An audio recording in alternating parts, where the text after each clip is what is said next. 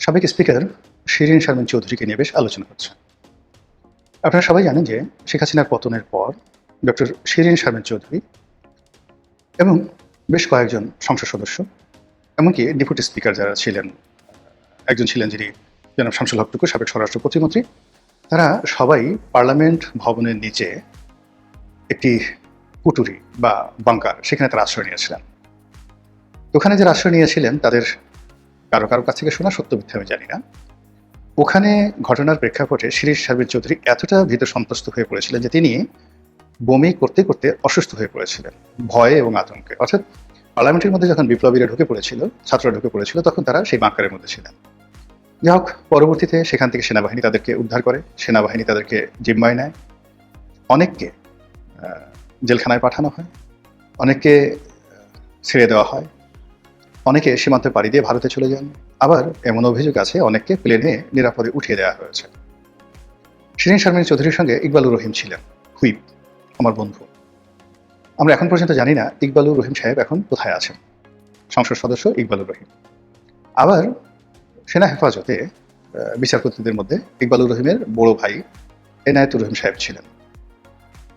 বিচারপতি এনায়েতুর রহিম, যিনি পরবর্তী প্রধান বিচারপতি হওয়ার তালিকায় ছিলেন, তিনি এখন কোথায় আছেন? বা সাবেক প্রধান বিচারপতি আমাদের শাহিন ভাই, তিনি আসলে এখন কোথায় আছেন? তিনিও তো সেনা হেফাজতে ছিলেন। এরকম নানা প্রশ্ন। সেই প্রশ্নের মধ্যে যে জিনিসটা সত্য, যে সেনাবাহিনীর জিম্মায় শেষ দিন পর্যন্ত শিরীন শারমিন চৌধুরী ছিলেন। কেন ছিলেন, কেন তাকে ভারত পাঠানো হয়নি, ইত্যাদি নানা প্রশ্ন আগামীতে আসবে। কিন্তু আমরা যেটা মনে করি সেটা হলো, সেনাবাহিনীর একটি অংশ হয়তো মনে করেছেন যে আগামীতে যে নির্বাচন হবে, নির্বাচনের পরে যে পার্লামেন্ট বসবে, সেখানে পার্লামেন্টের যে ধারাবাহিকতা, সেই ধারাবাহিকতা রক্ষা হবে এবং ভবিষ্যতের যে পার্লামেন্ট, সেই পার্লামেন্টে যদি স্পিকার শিরীন শারমিন চৌধুরী অথবা ডেপুটি স্পিকার, তাদের মাধ্যমে শপথ পড়ানো হয় এবং পার্লামেন্টের কার্যক্রম উদ্বোধন করা হয়, সেক্ষেত্রে ভবিষ্যতের সরকার সব দিক থেকে বিতর্কমুক্ত থাকবে। এটা আমি ইতিবাচক অর্থে ধরে নিলাম। তো সেক্ষেত্রে তাদের জন্য দুটো অপশন ছিল, একটা হলো স্পিকার শিরীন শারমিন চৌধুরী, আর একটা হলো ডেপুটি স্পিকার শামসুল হক টুকু। যেহেতু শামসুল হক টুকু জেলখানাতে এবং একেবারে যাকে বলা হয় শিরীন শারমিন চৌধুরীর মতো এরকম ফ্রেশ নন, তিনি বিতর্কিত, তো সেক্ষেত্রে শিরীন শারমিন চৌধুরীকে হয়তো সেনাবাহিনী রেখে দিয়েছে। এরকম একটা ঘটনা ইতিবাচক করতে মনে হতে পারে। কিন্তু যখন দেখা গেল যে সরকার এই সমস্ত ব্যাপারে ড্যাম কেয়ার, তারা মনে করেছে ঠিক ডক্টর মোহাম্মদ ইউনূস সরকারের মতো, যে কে শপথ গ্রহণ করালো, কে পাঠ করালো, ডাজ নট ম্যাটার, আমরা বিজয়ী হয়েছি, আমরা যেভাবে বলবো ওভাবে সবকিছু চলবে। এবং সেই অনুযায়ী তারা এই চিফ ইলেকশন কমিশনার দিয়ে, তাকে দিয়ে যে শপথ বাক্য পাঠ করিয়েছেন বা অন্যান্য যে সকল ট্রেডিশনের বাইরে গিয়ে যে কাজগুলো করেছেন, আগামীতে যদি বিএনপির কখনো খারাপ সময় আসে, তাহলে এর প্রতিটি বিষয় নিয়ে তাদেরকে জবাবদিহি করতে হবে এবং তাদেরকে বিপদে পড়তে হবে। এমনকি যে প্রধান নির্বাচন কমিশনার, যিনি সমস্ত ট্রেডিশন ভেঙে তিনি শপথ বাক্য পাঠ করালেন, এটা তার জন্য শুভ ফল বয়ে আনবে না।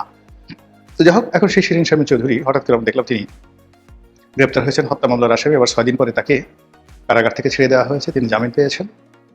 আর তাকে নিয়ে যে আলোচনা হচ্ছে, যখন ধরা হলো তখন বাঙালি বলো সি সি সি সি, এমন একজন ভালো মহিলা, অল থ্রু ফার্স্ট ক্লাস পেয়েছেন, কখনো অন্যায় করেননি, ঘুষ দুর্নীতি করেননি, তিনি শেখ হাসিনা দোষক হিসেবে শুধু স্পিকার হিসেবে দায়িত্ব পালন করেছেন, এর বাইরে তো তিনি কিছুই করেননি। এই দেশে এরকম শিরীন শারমিন চৌধুরীদের মতো লোক, সাবের চৌধুরীদের মতো লোক যদি লাঞ্ছিত হয়, অপমানিত হয়, তাহলে এই দেশ আর থাকবে না।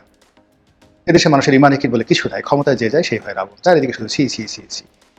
আবার যেই মুহূর্তে তাকে জামিন দেওয়া হলো, তখন আবার বাঙালি বলা শুরু করলো সেই নাসিরুদ্দিন হুজার গল্পের মতো, মানে গাধা নিয়ে বাপ বেটা যাচ্ছে। তখন মানুষ যেভাবে কথা বলছে সেই কথা অনুযায়ী তারা প্রতিবার সিদ্ধান্ত পরিবর্তন করছে, আর প্রতিবারই লোকজন গালাগালি করছে। তো যাই হোক, এখানে শিরীন শারমিন চৌধুরীকে ছেড়ে দেওয়ার পরে আবার লোকজন বলল ছ্যা ছ্যা ছ্যা, সরকারের মেরুদণ্ড বলে কিছু নেই, এই সরকার পারে না, এমন কোনো কুকর্ম নেই। এই তারা ধরলো, আবার তারা ছেড়ে দিল। নিঃসন্দেহে শিরীন শারমিনকে দিয়ে তারা একটা খারাপ খেলা খেলতে চাচ্ছে। তারা তাদের পছন্দ মতো একটা নতুন আওয়ামী লীগ খুলতে চাচ্ছে। পুরোনো আওয়ামী লীগ বন্ধ হয়ে গেছে। যেমন শেখ হাসিনা চেষ্টা করেছিলেন নতুন বিএনপি করার জন্য, তৃণমূল বিএনপি করার জন্য, এখনো তৃণমূল আওয়ামী লীগ, নতুন আওয়ামী লীগ করার জন্য এই শিরীন শারমিন চৌধুরীকে ছেড়ে দেওয়া হয়েছে। শিরীন শারমিন চৌধুরীকে এটা পারবেন? হ্যাঁ, লোকজন কি এটা মেনে নেবে? শেখ হাসিনা ছাড়া কি বাংলাদেশে অনেক দল আছে? শেখ হাসিনার বাইরে কি কেউ কখনো আওয়ামী লীগ করতে পেরেছে বা ভবিষ্যতে পারবে? যদি পারতো, তাহলে তো শেখ হাসিনা অনেক চেষ্টা করেছিলেন তারেক রহমানকে বাদ দেওয়ার জন্য, বেগম জিয়াকে বাদ দেওয়ার জন্য।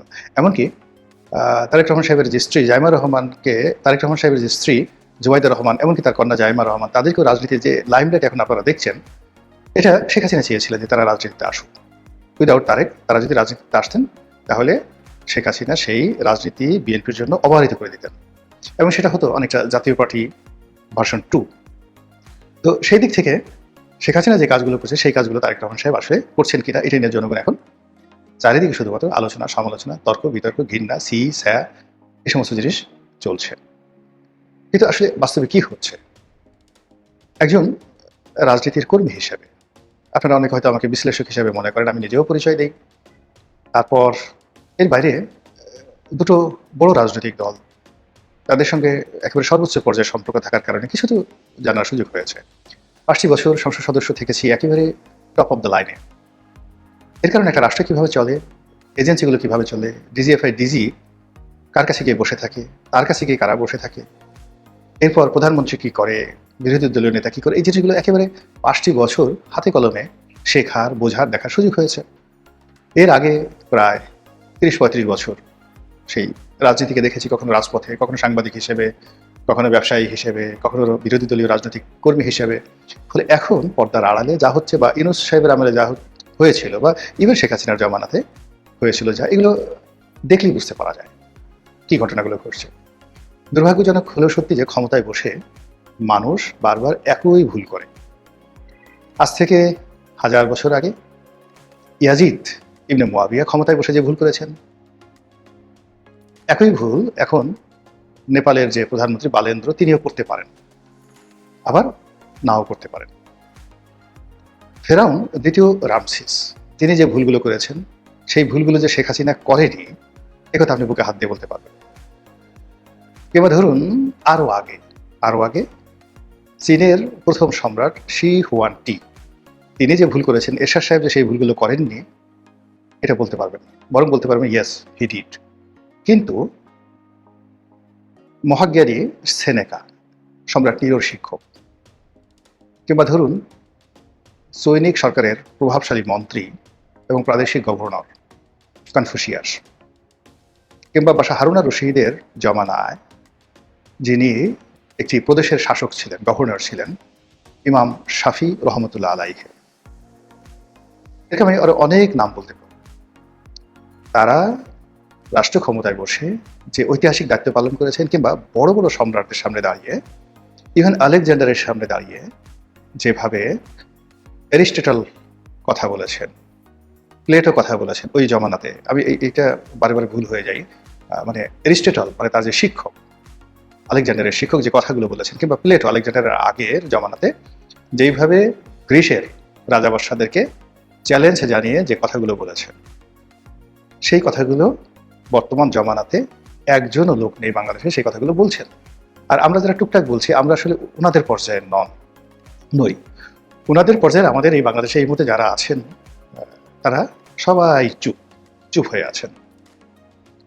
ফলে কি হলো, কনফুসিয়াসের জমানাতে কনফুসিয়াস থাকার কারণে রাজার যে উন্নয়ন হয়েছে, কিংবা সেনেকার কারণে যেভাবে সম্রাট ক্লডিয়াসের নিরোর বাবার উন্নয়ন হয়েছে,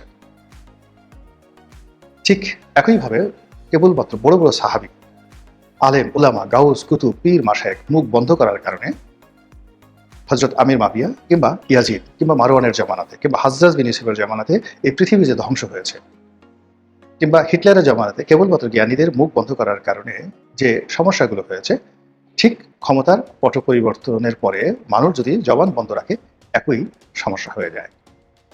তো যেটা বলছিলাম যে বর্তমান এই জমানাতে যা কিছু হচ্ছে এগুলো আমরা অনেকেই বুঝতে পারছি। শিরিন শারমিন চৌধুরীকে নিয়ে যা কিছু হচ্ছে আমরা সবাই বুঝতে পারছি, কিন্তু আমরা যে যার মতো করে কথা বলছি, কখনো সত্যের বাইরে গিয়ে, কখনো ক্রোধের বশবর্তী হয়ে, কিন্তু আসল কথাটা বলার চেষ্টা করছি না।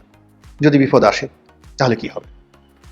এখানে আমার যে বক্তব্য সেটা হলো যে শিরিন শারমিন চৌধুরী বা তার মতো যাদের নাম রিফাইন্ড আওয়ামী লীগ, নতুন আওয়ামী লীগ এই নামে আসছে, তারা আসলে কেউই রাজনৈতিকভাবে মাঠে পরীক্ষিত নন।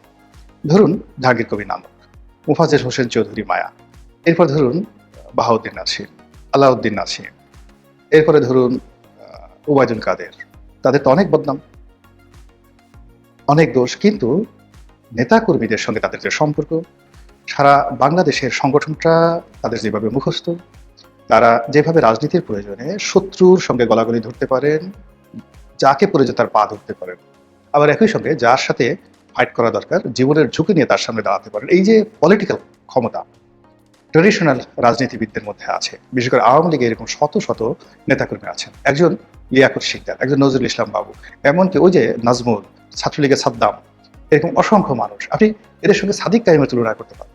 এরা সবসময় স্রোতের প্রতিকূলে লড়াই করতে অভ্যস্ত দীর্ঘদিন ধরে। তো এই যে স্রোতের প্রতিকূলে লড়াই করা, টিকে যাওয়া, কখনো পরাজিত হওয়া, কখনো জেলে যাওয়া, কিন্তু সর্বাবস্থায় তারা ভাত খায়নি, কিন্তু রাজনীতি বাদ দেয়নি। এই যে পলিটিক্যাল যে কোয়ালিটি সম্পন্ন লোক, এই লোকগুলোর মতো শিরীন শারমিন চৌধুরী নন, বা অন্য যাদের নাম আসছে তারা কেউ এই ক্যাটাগরির নন। আর এই ক্যাটাগরির না হলে কোনো অবস্থাতেই বিরূপ পরিস্থিতিতে কখনো কেউ রাজনীতিতে সাইন করতে পারে না। যেমন ধরুন, বিএনপির সবচেয়ে বিপদের সময়টিতে বিএনপির যারা হাল ধরেছেন, Khandakar Delwar, Abdul Salam Talukdar, K M Obaidur Rahman, doctor AKUM Badruddoza Chowdhury, they have the real political power, তাদের ছিল। কিন্তু এখন এই যে বিএনপির ক্ষমতার সময় আপনি যদি মাহাদিকে, ডাক্তার মাহাদি বা হুমায়ুন বা সানি বা এই যে যারা যারা তারেক রহমান সাহেবের পছন্দের মানুষ হিসেবে এই মুহূর্তে সিলেক্টেড হয়েছে, তাদের সঙ্গে যদি বিএনপির ওই ধরনের লোকের তুলনা করেন তাহলে হবে না। কিংবা শেখ হাসিনা যদি কখনো আবার ক্ষমতা আসে, আসার পরে যদি মাহাদিকে এনে সে একটা নতুন বিএনপি তৈরি করার চেষ্টা করে, কোনোদিন হবে না, কখনো সম্ভব হবে না, এটা হয় না। আবার অন্যদিকে যদি আব্দুল সালাম তালুকদার বা কে এম ওবায়দুর রহমানের মতো মানুষকে দুনিয়ার সমস্ত সম্পদ দেওয়া হয়, তবুও তারা যেটা পারবে না সেই কাজটা তারা কখনো করতে যাবে না, খন্দকার দেলোয়াররা কখনোই করতে যাবে না। তো এখানে যে মূল বিষয়টা আছে যে আওয়ামী লীগের যে সকল ডেডিকেটেড লোকজন রয়েছেন, তাদেরকে পূবের চাঁদ পশ্চিমে উঠে গেলেও আপনি শেখ হাসিনার বিরুদ্ধে নিতে পারবেন না। এই কারণে তারা রাজনীতি বুঝেন, তারা জানেন যে তারা এটা পারবেন না। আবার অন্যদিকে এই নতুন আওয়ামী লীগ, নতুন বিএনপি, নতুন জাতীয় পার্টি, এই বিভিন্ন লোকজন মানে যাদেরকে ভাড়া করে এনে যদি দাঁড় করানো হয়, তাহলে ফলাফল সেই 11 সময় যা হয়েছে এর সাথে একটু ব্যতিক্রম হবে না। 11 সময় তুফাইল সাহেবের মতো মানুষ, সুরঞ্জিত সেনগুপ্তের মতো মানুষ, আব্দুর রাজ্জাক, আমির হোসেন আমুর মতো মানুষ প্রাণান্ত চেষ্টা করেছে, হয়নি। আপনার সেই মেজর হাফিজ, সাইফুর রহমান, তারপর মেজর হাফিজ, সাইফুর রহমান, এরপরে আপনার এই যে আব্দুল মান্নান ভূঁইয়া, তার সঙ্গে তরুণ তুর্কিদের মধ্যে এহসানুল হক মিলন থেকে শুরু করে কে না 11 সময় কারা মানে বেগম জিয়ার বিরুদ্ধে যায় নাই বলেন তো? কিন্তু এটা তো সম্ভব হয়, কখনো সম্ভব হয়। ঘুরে ফিরে তাদেরকে সেই দলের মধ্যে ফিরে আসতে হয়েছে এবং অনেককে সারা জীবনের জন্য রাজনীতি থেকে অবসর নিতে হয়েছে। তো সেই দিক থেকে শিরীন শারমিন চৌধুরীকে নিয়ে যারা চেষ্টা করছেন, মানে এরা 100 × 100 × 100 × 100 যদি আপনি 4 বার গুণ করেন, তখন যে ফলাফলটা বের হবে অতবার তারা ফেল করবেন, পরাজিত হবেন। আর এই ধরনের পরিবেশ পরিস্থিতিতে যদি ভুল করে শিরীন শারমিন চৌধুরীরা এগিয়ে আসেন, তারাও তাদের সারা জীবনের সমস্ত অর্জন তারা হারিয়ে ফেলবেন। আপনার সেই শেখ হাসিনার জমানাতে বিএনপির অনেক বড় বড় নেতা, তাদের মধ্যে তৈমুর আলম খন্দকার থেকে শুরু করে আরো অনেককে, নাজমুল, ব্যারিস্টার নাজমুল হুদা, তৈমুর আলম খন্দকার, শওকত মাহমুদের মতো লোক, তারা তাদের মানে অসম্ভব মেধাবী, তাদের ভীষণ রকম স্যাক্রিফাইস, কিন্তু তারাও কিন্তু পারেন নাই। তো সেই অর্থে একজন ওই যে নাসিম নামে একটা ছেলে ছিল, সে বলতো তারেক রহমান সাহেবের বন্ধু মানুষ, হাওয়া ভবনের ঘনিষ্ঠজন, তাকে দিয়েও কিন্তু নতুন বিএনপি করার নামে বিএনপি অফিস আক্রমণ করা, তারপরে রিজভী সাহেবকে মারধর করার জন্য সেই যে শেখ হাসিনার DGFI তারা কি চেষ্টা না করেছে, সফল হয়েছে? হয়। ফলে প্রত্যেকটি রাজনৈতিক দল তার একটা মৌলিক ভিত্তি থাকে, সেই ভিত্তিগুলো কোনো অবস্থাতেই শিরীন শারমিন চৌধুরীরা নন। কাজেই এটি এই প্রকল্পটি যদি কিছু হয়ে থাকে বোগাসব। এমনকি শেখ হাসিনাও যদি নিজে চেষ্টা করে শিরীন শারমিন চৌধুরীকে দিয়ে কোনো কিছু করাবেন, পারবেন না। বিকজ তিনি যখন ক্ষমতার ধর ছিলেন তখন তার দয়ায়, করুণায় কতগুলো মানুষ, যেমন সালমান এফ রহমান, আনিসুল হক, এই যে শিরীন শারমিন চৌধুরী, এরপরে ST ইমাম থেকে শুরু করে আরো অনেকে, মশিউর রহমান, তারপরে শেষে ডক্টর তৌফিক এলাহি থেকে শুরু করে যে সকল লোক ওনার কিচেন ক্যাবিনেটে খুব পাওয়ারফুল ছিল, এই যে নসরুল হামিদ বিপু, এই যারা, আমি আরো অনেকের নাম বলতে পারবো। তো এই লোকগুলোকে শেখ হাসিনার দয়া এবং করুণা ছাড়া তাদের আসলে অন্য কোনো কিছু নাই, দে হ্যাভ নাথিং। তো সেই মানুষগুলো এখন আপনি চেষ্টা করেন তাদেরকে এস্টাবলিশ করার জন্য, তারা আওয়ামী লীগের সঙ্গে বেইমানি করতে পারবে কিন্তু রাজনীতি করতে পারবে না, এই সমাজে দাঁড়াতে পারবে না, এটা ইম্পসিবল। এবং এটাই রূঢ় বাস্তবতা।